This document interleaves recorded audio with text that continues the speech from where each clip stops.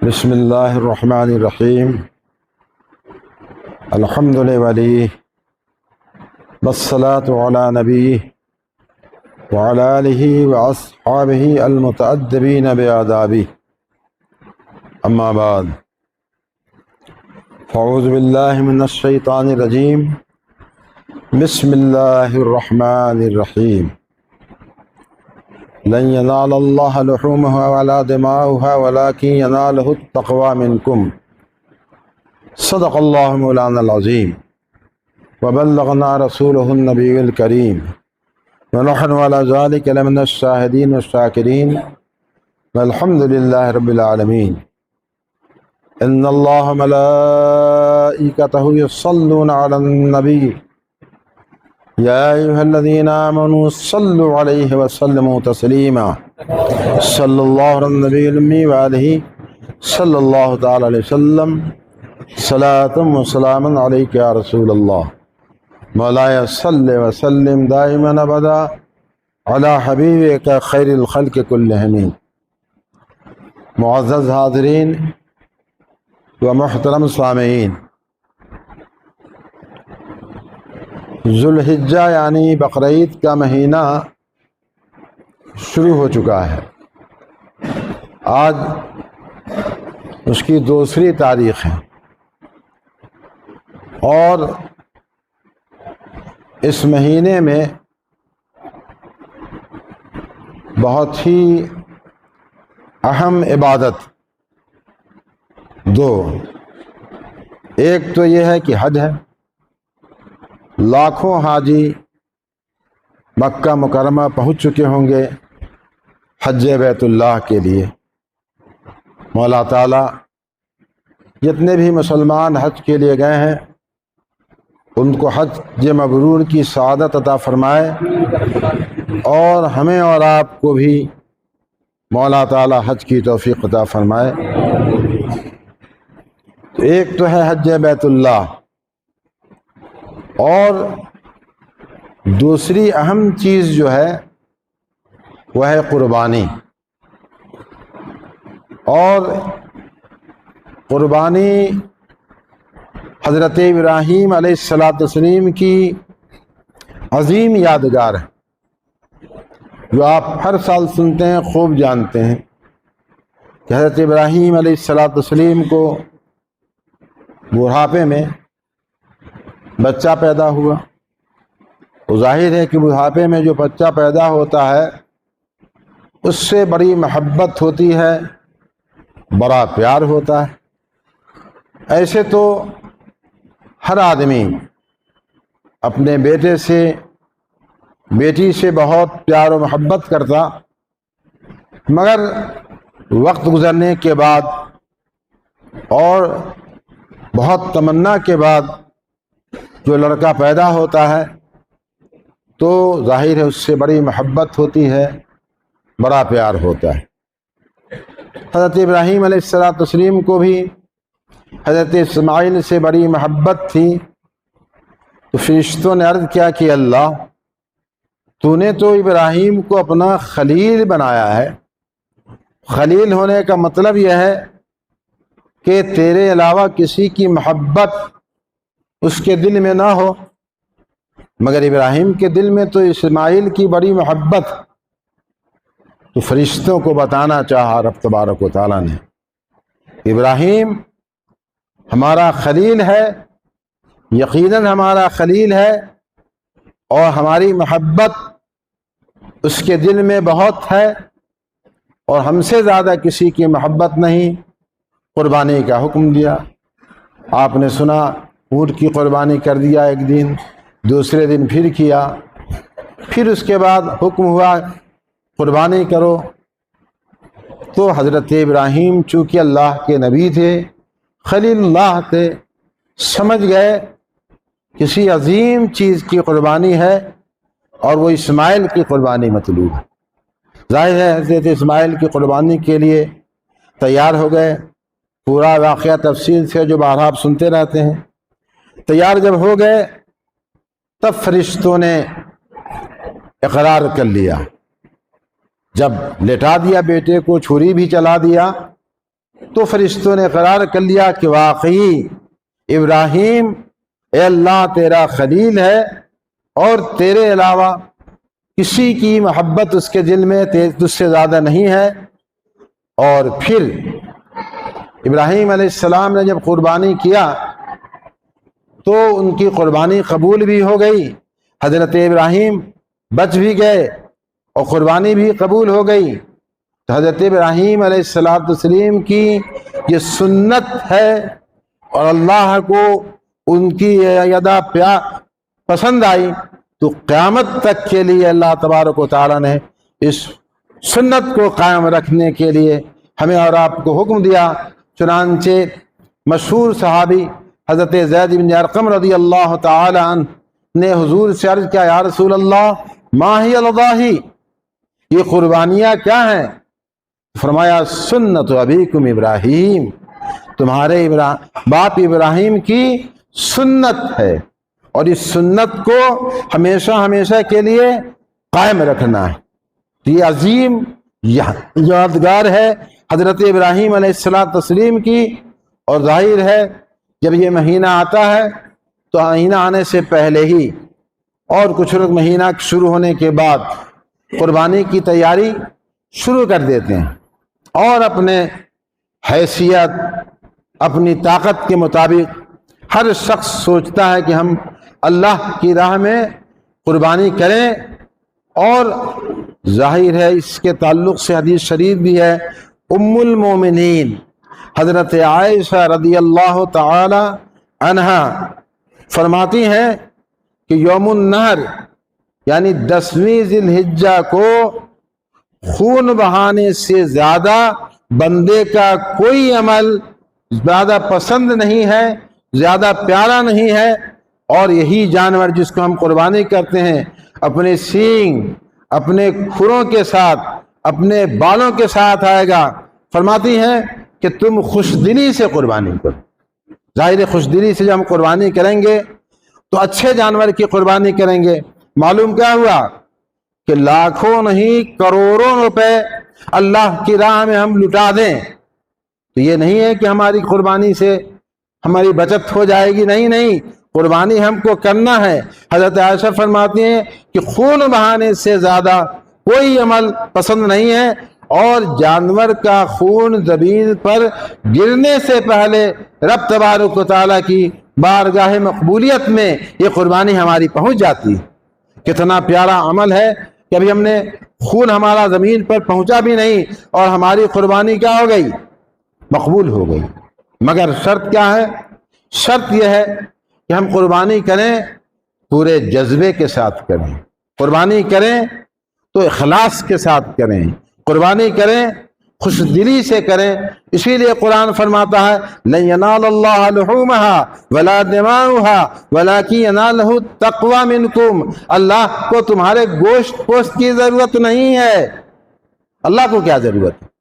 گوشت پوست کی ضرورت نہیں ہے۔ رب تبارک فرماتا ہے قرآن کریم کہ تمہاری پرہیزگاری وہاں پہنچتی ہے، تمہارا اخلاص پہنچتا ہے، تمہارے اندر جو للہیت ہے وہ وہاں پہنچتی ہے، اور گوشت پوست وہاں نہیں پہنچتا۔ اس لیے قربانی جب ہم کریں تو چند باتوں کا ضرور خیال کریں۔ سب سے پہلی بات کہ قربانی کہتے ہیں کس کو، یہ سنیا، قربانی کہتے ہیں مخصوص جانور کو مخصوص دن بتقرب ذبح کر دینا، یعنی اللہ کے حق کو ادا کرنے کے لیے ذبح کر دینا مخصوص دنوں میں، مخصوص جانور کو۔ مخصوص دن آپ جانتے ہی ہیں 10، 11، 12، قربانی کے 3 دن ہے۔ مخصوص جانور بھی آپ جانتے ہیں، ظاہر ہے اونٹ ہے، بکری ہے، سفید جانور ہے، یہ 3 جانور ہیں۔ ان 3 جانوروں کے تحت میں کچھ اور جانور بھی آتے ہیں۔ اب یہ جانور ایسے ہی نہیں کہ جیسا ہو آپ ذبح کر دیں، نہیں، عمر بھی دیکھا جائے گا اور یہ بھی دیکھا جائے گا کہ تندرست ہے کہ نہیں۔ ظاہر ہے اونٹ 5 سال کا ہونا چاہیے، سفید جانور 2 سال کے ہونے چاہیے، اور بھیڑ بکری تو بکری 1 سال، بھیڑ دمبا اگر 6 مہینے کا ہے اور دیکھنے میں سال بھر کا معلوم ہوتا ہے تو اس کی بھی قربانی جائز ہے۔ اب ہندوستان میں جگہ جگہ تنظیم قائم ہے کس کی؟ قربانی کرانے کی۔ اچھی بات، لوگوں کو آسانی ہوتی ہے۔ ایک آدمی ایک جانور تو خرید نہیں سکتا، اب ایک حصہ لینا ہے تو ایک حصہ کیا کرے، کہاں لے؟ تنظیم قائم ہے، اچھی بات ہے، لوگوں کو آسانی ہوتی ہے۔ جس کو جس تنظیم سے تعلق ہے وہاں سے وہ رابطہ کر کے پیسہ دے دیتا ہے۔ مگر تنظیم والوں کی ذمہ داری یہ ہے کہ جانور کی عمر کا لحاظ کریں۔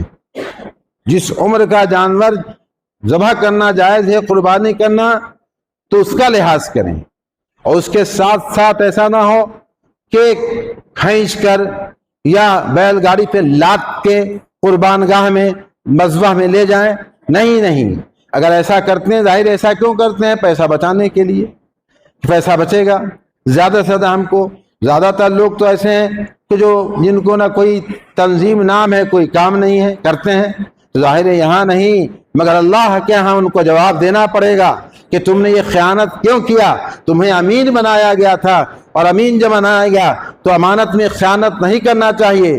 اس لیے تنظیم والوں کو اس کا بھرپور خیال رکھنا چاہیے، عمر دیکھنا چاہیے، جانور اگر ہے تو قربانی کے لائق جانور ہے کہ نہیں۔ ظاہر ہے کہ بہت سے ایسا مرض ہے، عیب ہے، جس عیب کی وجہ سے جانور کو ذبح کرنا جائز نہیں ہے۔ یہ سب چیزوں کو دیکھنا چاہیے۔ ماشاءاللہ جامعہ صف کی طرف سے بھی انتظام قربانی کا ہوتا ہے، مگر یہاں اس بات کا لحاظ رکھا جاتا ہے، 3-4 آدمی علماء مینیجر یہاں سے جاتے ہیں، جانور دیکھتے ہیں اور لوگوں کو دکھاتے بھی ہیں کہ یہ جانور قربانی کی عمر کا ہے کہ نہیں، اور پھر عیب کوئی تو نہیں، باضابطہ دیکھتے ہیں۔ اسی طرح ہر تنظیم والے کو چاہیے کہ اس کا لحاظ کر کے تب جا کر کے قربانی کریں، ورنہ ظاہر ہے کہ یہاں تو بچ جائیں گے مگر اللہ کے ہاں نہیں بچیں گے، اللہ کے ہاں جواب دینا پڑے گا۔ اس لیے تنظیم والوں کو اس بات پر بھرپور دھیان چاہتے ہیں، اور قربانی میں اس بات کا بھی خیال رکھنا چاہیے۔ دیکھیے، قربانی 3 طرح کی ہوتی ہے۔ ایک تو قربانی وہ ہے جو امیر غریب سب پہ واجب ہے، امیر پہ بھی واجب ہے، غریب پہ بھی۔ وہ قربانی کیوں ہے؟ کیا ہے؟ منت کی، منت مان لیا امیر نے بھی غریب نے بھی کہ اللہ کے لیے میں قربانی کروں گا، یا اللہ کے لیے میں اس جانور کی قربانی کروں گا۔ امیر نے بھی مان لیا، غریب نے بھی، یہ منت کی قربانی ہے، یہ دونوں پر واجب ہے۔ اور ایک یہ ہے کہ فقیر پر تو واجب ہے اور مالدار پہ واجب نہیں۔ ایک قربانی ہوا، فقیر پر واجب، مالدار پہ نہیں۔ ظاہر ہے کہ فقیر نے جب جانور خریدا، قربانی کی نیت سے خریدا، غور سے سنیے گا، فقیر نے جانور خریدا، قربانی کی نیت سے خریدا، تو اس کی قربانی اس کے اوپر واجب، چونکہ قربانی کی نیت سے خریدا ہے۔ اور مالدار نے خریدا قربانی کی نیت سے، تو مالدار پر اس جانور کی قربانی ضروری نہیں ہے، مگر فقیر پر ضروری ہے۔ تو معلوم ہے کہ فقیر پر واجب اور غنی پہ واجب نہیں۔ ایک قربانی وہ ہے جو غنی پر واجب ہے، فقیر پر واجب نہیں۔ وہ قربانی یہی ہے کہ اللہ نے ہمیں زندہ رکھا، اس زندگی کے شکریے میں ہم اللہ کی رضا کے لیے، حضرت ابراہیم خلیل اللہ کی سنت کو ادا کرنے کے لیے یہ قربانی جو مالدار کرتے ہیں، تو یہ قربانی واجب ہے، ضروری ہے۔ اب واجب ہے تو اپنے طرف سے پہلے کریے۔ بہت سے لوگ آتے ہیں، پوچھتے ہیں کہ ہم اس سال غوث پاک کے نام سے کرنا چاہتے ہیں، ہم سرکار دو عالم صلی اللہ علیہ وسلم کے نام سے کرنا چاہتے ہیں، ہم اپنے پیر کے نام سے کرنا چاہتے ہیں، ہم کئی سال اپنے نام کر چکے ہیں۔